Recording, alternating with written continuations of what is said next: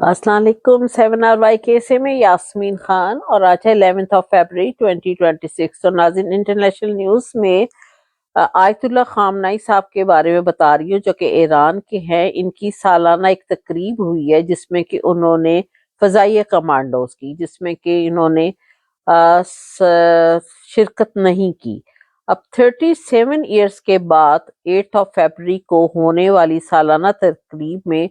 खामनाई साहब ने पहली दफा शिरकत नहीं की, यानी कि फजाई कमांडोज की सालाना तकरीब में। ये तकरीब 1979 में शाही हुकूमत से खात्मे से कबल फजाइया के अफसरान की रूल ऑफ खमीनी की बैत की याद में हर साल मनाई जाती थी, जो कि अरब मीडिया के मुताबिक बता रही हूँ कि इस साल खामनाई साहब की जगह ईरान के मुसल्लह अफवाज के chief of staff general Abdurrahman मवी ने की है, और पहले खामनाई साहब हर साल इसमें शिरकत करते थे। हत्ता कि कोरोना के टाइम में भी उन्होंने शिरकत की। अब ईरान के सुप्रीम लीडर ने ईरानी अवाम के नाम अहम अहम पैगाम एक जारी किया है। ये आपको थोड़ी सी डिटेल बताने की रीजन है, जो कि मैं आगे जाके आपको बता रही हूँ। अब सुप्रीम लीडर ने अवाम को मुत्तहद और पुरअज़्म रहने का पैगाम दिया है और कहा है कि कौम की ताकत का ताल्लुक मिसाइलों से ज्यादा कौम के अज़म और इस्तेकामत से होता है, और दुश्मन को मायूस कर दें। ईरानी सिक्योरिटी काउंसिल के सरबरा ओमान में जाएंगे और अली लारे साहब, और ईरान ने जौहरी हथियारों को ख़त्म करने का मुतालबा भी मुस्तरद कर दिया था। अब नाजरीन, सबसे अहम खबर जो मैं आपको बताने लगी हूँ वो ये है कि हम ईरान पर अकेले हमला कर देंगे, ये इसराइल ने बयान दिया है। ईरान अमेरिका को दो टोक पैगाम भेजा है, यानी कि अगर अमेरिका हमला नहीं करता तो इसराइल हमला करने के लिए तैयार है। अब एक तरफा हमले के लिए इसराइल तैयार है। अगर ईरान का बैलिस्टिक मिसाइल इस हद तक तजावुज कर गया है तो जिसे वो हसास सिक्योरिटी डेड सिक्योरिटी लाइन करार देता है, तो वो एक तरफा हमले के लिए इसराइल तैयार है, यानी कि ईरान पर हमला करना ही करना है। अगर अमेरिका नहीं करता तो इसराइल तैयार है, और इसीलिए जो कि सुप्रीम लीडर खामनाई साहब हैं, उन्होंने फसाइया कमांडोज की तकरीब में पहली दफा शिरकत नहीं की, क्योंकि इसराइल का सबसे मेन मकसद यह है कि सबसे पहले कायद को मारा जाए। अब ईरान ने ये बड़ा पैगाम जारी कर दिया कि अगर अमेरिका पाबंदियां खत्म करता है और ईरान अफसुर्दगी, यानी कि जो कि जौहरी तवानाई बनना है, इसको कम खत्म नहीं कर सकता, थोड़ा सा लेट कर सकता है, कमजोर कर सकता है, यानी कि 60% इसको कम कर सकता है। फिर उसके बाद नाज़रीन, आपको मैं इसकी अभी लेटेस्ट न्यूज़ बताऊं, जो कि साथ साथ इन्होंने ये तैयारी भी कर रखी हुई है, जो कि अभी इन्होंने एक किस्म की समुद्री जंग भी शुरू कर डाली है। वो इस तरीके से कि अमेरिका ने रशियन ऑयल टैंकर को हिंदुस्तानी समुंदर में कब्जे में ले लिया है। इससे अमेरिका और रशिया के दरमियान में इस वक्त तनाव तनाव पैदा हो गया है। और नाज़रीन, ये कहा जा रहा है कि जो कमांडोज अमेरिका ने उतारे, ये ऑयल टैंकर जो थे, ये ऑयल टैंकर जा रहा था कैरेबियन से चाइना जा रहा था, कि वेनेजुएला से मुंसलिक था। ये कार्रवाई बगैर किसी मजम्मत के, बगैर किसी प्रॉब्लम के हो गई है, यानी कि वेनेजुएला में से वहां से कोई भी नहीं बोल सका। आप ये देखें, यानी कि उनकी आर्मी भी मिली हुई है ना। फिर इसके बाद ये 10,000 माइल तक इसका पीछा किया गया ऑयल टैंकर का, और समुद्रों में ऑयल टैंकर को पकड़ धकड़ इसकी शुरू हो चुकी है। तो इससे पूरी दुनिया जो है वो प्रॉब्लम में आएगी तेल की कमी की वजह से, क्योंकि किसी का तेल ना आने दिया जा रहा है ना जाने दिया जा रहा है। जो अब अमेरिका ने रशियन टैंकर को हड़प किया है, जो कि गैर एलानिया जंग का आगाज हो चुका है। रूस ईरान की हमायत कर रहा है उधर से। फिर इधर से अमेरिका कहता है कि भारत ने ईरान के 3 ऑयल टैंकर पर कब्जा कर लिया है, यानी कि भारत जो है मोदी, वो अमेरिका से मिला हुआ है, तो उसने उधर से ईरान के 3 ऑयल टैंकर पर भी कब्जा कर लिया है, और अमेरिका की वो भारत हमायत कर रहा है। اب تیل کی سپلائی جو ہے وہ شدید طور پر پوری دنیا کو متاثر کرے گی، اور ایران کا امریکہ کو یہ بڑا الٹیمیٹم ہے۔ اب امریکہ نے اپنے تمام آئل ٹینکر کو فوری واپس بھی بلانے کا ساتھ میں خدشہ بھی ظاہر کیا ہے، کہا ہے کہ اس سے جو ہے وہ کیونکہ بیسیکلی وہ ایران سے ڈر رہا ہے کہ کہیں یہ جنگ جو ہے وہ طویل نہ ہو جائے۔ ناظرین، اس کے بعد ایک اور بھی میں آپ کو بتاؤں کہ اس سلسلے میں تیل کی قیمتوں میں بے پناہ اضافے کا بھی خدشہ ظاہر کیا جا رہا ہے۔ اب اسرائیل کی امریکہ کو وارننگ بھی ایک آئی ہے کہ ایران کے بیلسٹک میزائل پروگرام پر حملہ نہ کیا تو ہم خود حملہ کر دیں گے، یہ اسرائیل نے وارننگ دی ہے۔ ناظرین، اس کے بعد ایک نیوز میں یہ بھی ہے کہ اسرائیل کہہ رہا ہے کہ ہم یک طرفہ فوجی کارروائی کے لیے بالکل تیار ہیں، اور اس سلسلے میں اس نے ابھی جو ہے وہ آ رہا ہے یہاں پر Washington D C, Netanyahu آ رہا ہے، اس کو جو ہے وہ اس کا فیصلہ سن کر پھر اپنے فیصلے کا ڈیسیژن دینے کے لیے بیسیکلی لاسٹ ٹرمپ کو۔ تو ناظرین، اس کے بعد جو ہے یہ خیال کیا جا رہا ہے کہ یہ اسرائیل جو ہے وہ امریکہ نے اگر حملہ نہ کیا تو اسرائیل لازمی ایران پر حملہ کر دے گا۔ اسی لیے خامنئی صاحب نے اپنی عوام کو خطاب کر کے ان کو حوصلہ بھی دیا اور ان کو بتایا کہ آپ نے پرعزم رہنا ہے، آپ نے دشمن کو مایوس کرنا ہے۔ اب اس سلسلے میں ٹرمپ یہ چاہتا ہے کہ اگر میں حملہ بھی ہو ناظرین تو وہ محدود حملہ ہو، وہ زیادہ لمبا حملہ ٹرمپ نہیں چاہ رہا۔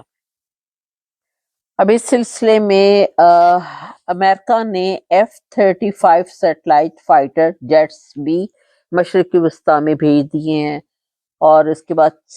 6 جو ہیں اس کے بڑے بحری بیڑے بھی جا چکے ہیں، جس میں کہ ایک ابراہیم لنکن کا بھی آپ کو بار بار ذکر کر کے بتایا گیا ہے، اور ایران پر حملے کی مکمل تیاریاں بھی ہیں۔ پھر دوسری سائٹ پر C-17 کارگو سے سامان بھی پہنچایا گیا تھا، لاسٹ منتھ ہی پہنچا دیا تھا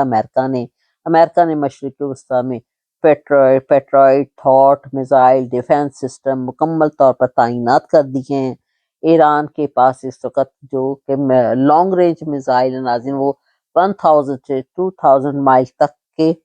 افیکٹ کرنے والے میزائل، یعنی کہ تباہ کرنے والے۔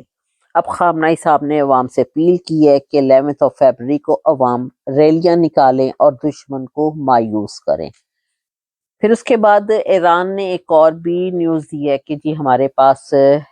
جو کہ بڑے خفیہ ہتھیار موجود ہے جس کو ہم نے ظاہر نہیں کیا، اور اس کے یہ بھی ہو سکتا ہے کہ یہ ہتھیار جو ہیں وہ اگر امریکہ حملہ کرتا ہے یا پھر اسرائیل حملہ کرتا ہے تو ان کے EMP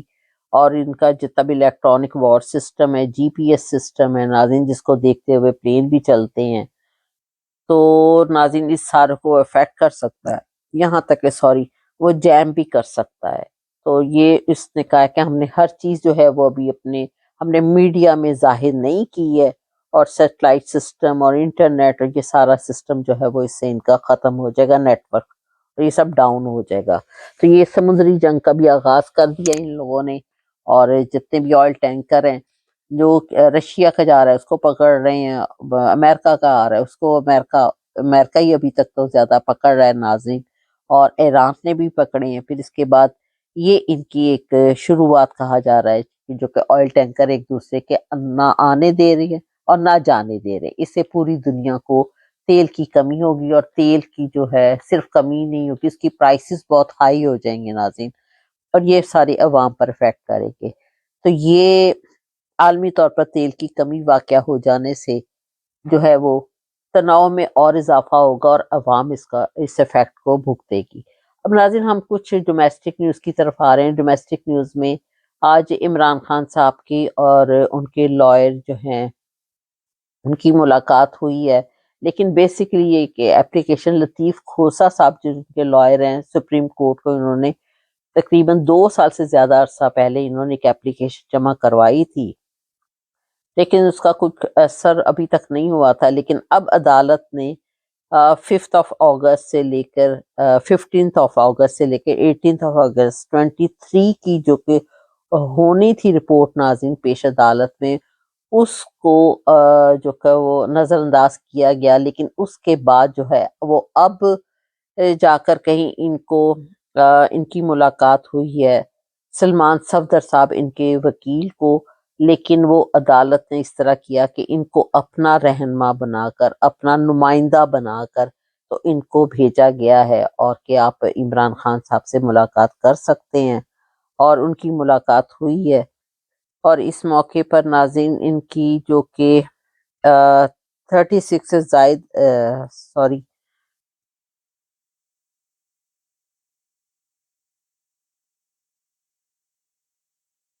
اب ظاہر ہے کہ یہ 2 سال سے زیادہ اس ایپلیکیشن کو دیے ہوئے عرصہ ہو گیا تھا، تو عدالت کیا کرتی؟ اب سلمان صفدر صاحب کو عدالت کا نمائندہ متعین کر کے ان سے آج ان کو جیل بھیجا گیا، یعنی کہ ڈیالہ جیل جائیں گے اور آپ ملاقات کریں گے۔ اب دوپہر 2 بجے کے قریب ان کی، اس کے بعد وہ پہنچے ہیں، کوئی آپ کو روکے گا نہیں، یہ بھی عدالت نے کہا، اور کوئی آپ کو پرابلم میں نہیں ڈالے گا، اگر ہو تو آپ فوری طور پر ہم سے کانٹیکٹ کریں، تو عدالت سے رابطہ کریں۔ اب عدالت کے احکامات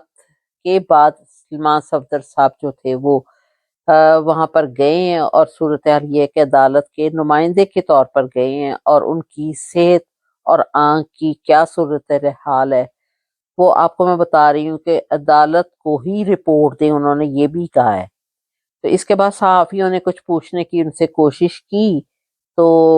انہوں نے ان کو کوئی جواب نہ دیا، اور سلمان صفدر صاحب کی ملاقات جو ہے وہ عمران خان صاحب کے ساتھ کوئی 3.5 گھنٹے تک جاری رہی، اور کسی صحافی کو کوئی بیان نہیں دیا گیا،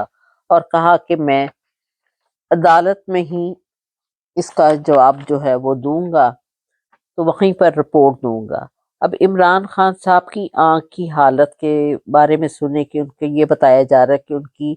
آنکھ کی حالت ٹھیک نہیں ہے، اور بشرا بی بی کی بھی ان کی فیملی کے ساتھ آج ملاقات ہو چکی ہے ناظرین، اور انہوں نے بھی یہ بتایا کہ عمران خان صاحب کی آنکھ کی حالت ٹھیک نہیں ہے، ان کی آنکھ کے اندر کوئی انجیکشن انہوں نے لگایا تھا، خیر اس انجیکشن کا تو ان لوگوں نے نہیں بتایا، حالانکہ ان کو بتانا چاہیے تھا کہ کون سا انجیکشن لگا رہے ہیں، تو اس کے باوجود بھی ان کی آنکھ کی حالت ٹھیک نہیں ہے۔ اب آنکھ کے اندر کون سا ٹیکا لگایا گیا کسی کو کچھ نہیں معلوم، کتنی ان کے اندر میڈیسن انسرٹ کی گئی ہے کچھ نہیں معلوم، تو ناظرین کی جو طبیعت ہے وہ ٹھیک نہیں ہے، اور اس کے بعد جو ان کا ٹریٹمنٹ ہے وہ بیسیکلی صحیح معنوں میں ہونا چاہیے، اور فوری طور پر کسی اسپیشلسٹ کو دکھانا چاہیے۔ اصل میں یورپین کنٹریز میں بھی ان کے لیے، اور ان کے جو جتنے بھی بے گناہ لوگ ہیں وہ سب انہوں نے جیلوں میں ڈالے ہوئے، اس سلسلے میں بہت زیادہ شور شرابہ پڑا ہوا ہے باہر ساری دنیا میں، اس لیے اس کی بھی شاید ان کو تھوڑی سی شرمندگی ہوئی ہو، تو انہوں نے عدالت نے، حکومت نے جو ہے ان کی بہت زیادہ بدنامی باہر کی کنٹریز میں ہو رہی ہے، پوری یورپین کنٹریز میں، شاید یہ ابھی اتنے مہینوں بعد جو ہے وہ ملاقات کروا دی گئی ہے، وہ بھی ایک عدالت کے نمائندے کی حیثیت سے ان کو بھیجا گیا ہے۔ اب دوسری طرف عمران صاحب کے لیے جو ہے وہ یہ بھی ساتھ یہ کر رہے ہیں کہ جی فورن فنڈنگ کے سلسلے میں مقدمے بہت زیادہ تیزی آ چکی ہے، کیونکہ وہ کسی نہ کسی صورت میں عمران خان صاحب کو جیل میں ہی رکھنا چاہتے ہیں، اور وہ بہانے ڈھونڈ رہیں گے کس طریقے سے ان کو جیل میں ہی رکھا جائے اور باہر نہ نکالا جائے۔ تو ناظرین یہ وہاں کی اس وقت کی صورتحال ہے عمران صاحب کی طبیعت کی، حالانکہ ان کا فوری طور پر جو ہے وہ ان کو وہاں سے ہاسپٹل میں ایڈمٹ کرنا چاہیے، اور ان پہ آئیز اسپیشلسٹ کو دکھا کر ان کا صحیح ٹریٹمنٹ ہونا چاہیے، اور ان کی فیملی کو جو ہے وہ ہر صورت ان کو بتانا چاہیے کہ ان کی رپورٹس دکھانی چاہیے، اور اس سلسلے میں ان کا مشورے کے ساتھ چلنا چاہیے، جو ان کی فیملی ہے، ان کی مسز ہیں، ان کی بہنیں ہیں، پھر اس کے بعد ان کے